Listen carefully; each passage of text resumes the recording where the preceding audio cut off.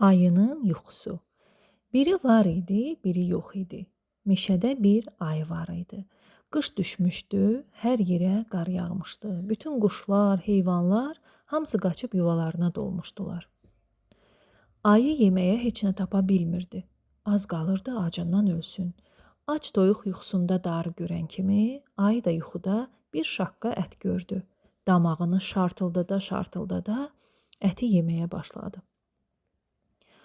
Ayı öz səsinə oyanıb yuxuda gördüyü əti başladı axtarmağa. Bir xeyli yol gedib, dağlar aşdı, dərələr keçdi, gəlib bir dağın ətəyinə çatdı. Bu dağın ətəyində bir çoban qoyun otarırdı. Sürünün qabağında gedən keçilərdən biri sürüdən biraz aralı qayanın başına çıxıb kol-kosa dırmaşırdı. Birdən ayağının altından daş sürüşdü, keçi yumalanıb yerə düşdü.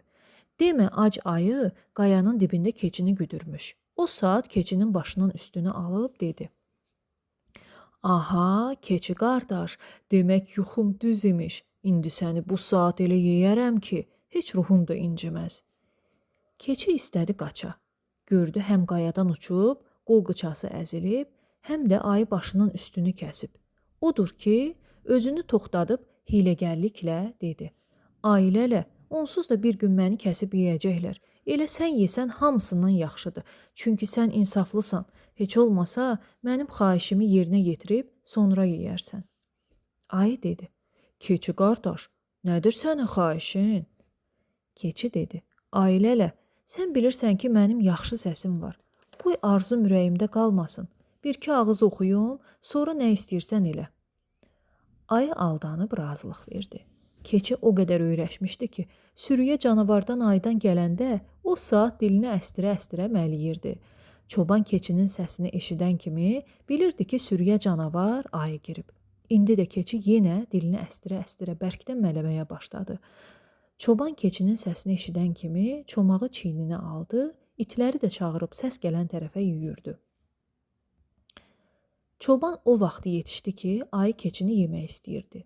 Tez çomağa qoyma deyib, başladı ayını şilküt eləməyə. Bu tərəfdən də alabaş da bozdar, ayını dişlək-dişlək edib qovdular. Ayı donquldana-donquldana canını birtəhər qutarıb qaçdı. Ayı özünü meşənin qalın yerinə vurub gizləndi.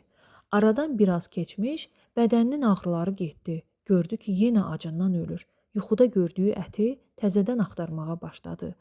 Az getdi, çox dayandı, çox getdi, az dayandı. 2 ağ qoça rast gəldi. Qoçlar istədilər qaçalar. Gördülər, yox, yaman yerdə yaxalanıblar.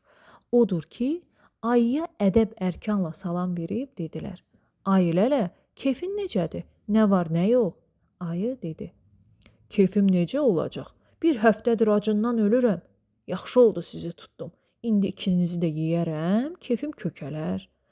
Qoçlar gözqaş eləyib ayıya kələk gəldilər. Qoçun biri o birinə dedi. Ayı lələ gərək əvvəl məni yeyə. İkinci qoç o birinə dedi. Yox, gərək qabaqca məni yeyə.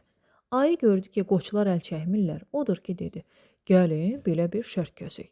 Hərəniz bir tərəfə çəkilin. Kəllə-kəlləyə döyüşün. Kimin buynuzu qırılsa, onu qabaqca yeyəcəyəm. Qoçlar belə fürsəti çoxdan axtarırdılar. Odur ki, hərəsi ayının bir tərəfinə keçib geri çəkildilər. Hər iki tərəfdən ayının başına elə bir kəllə vurdular ki, ayı gicəllənib yerə yıxıldı. Ayı özünə gələnə kimi qoçlar qaçıb getdilər. Qoçlar gedəndən sonra ayı haçandan haçana özünə gəldi. Donquldana-donquldana getməyə başladı. Yolun bir dar yerində, 2 qayanın arasında bir ata rast gəldi.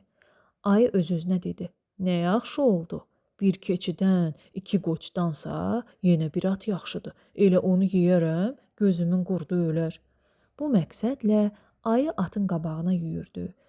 Yol çox dar idi deyə at geri dönüb qaçmağa fürsət tapmadı. Gördü ki, ayı onu yamanca yerdə yaxalayıb. At ayının səfehliyini bilirdi.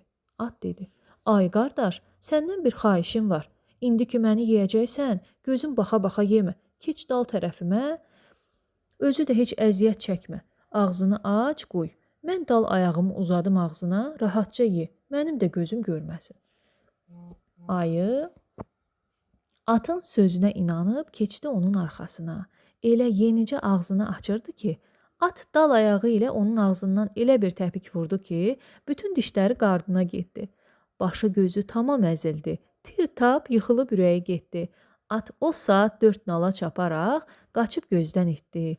Ayı özünə gələndən sonra donquldana-donquldana getməyə başladı. Yolda bir tülküyə rast gəldi. Tülkü gördü ki, ayı yaman gündədir. Odur ki, dedi, ayı lələ sənə nə olub bugünə düşübsən? Ayı başına gələn əhvalatları bir-bir tülküyə söylədi. Tülkü birdən gülüb dedi, ayı lələ get, bir də yuxuda ət görmə.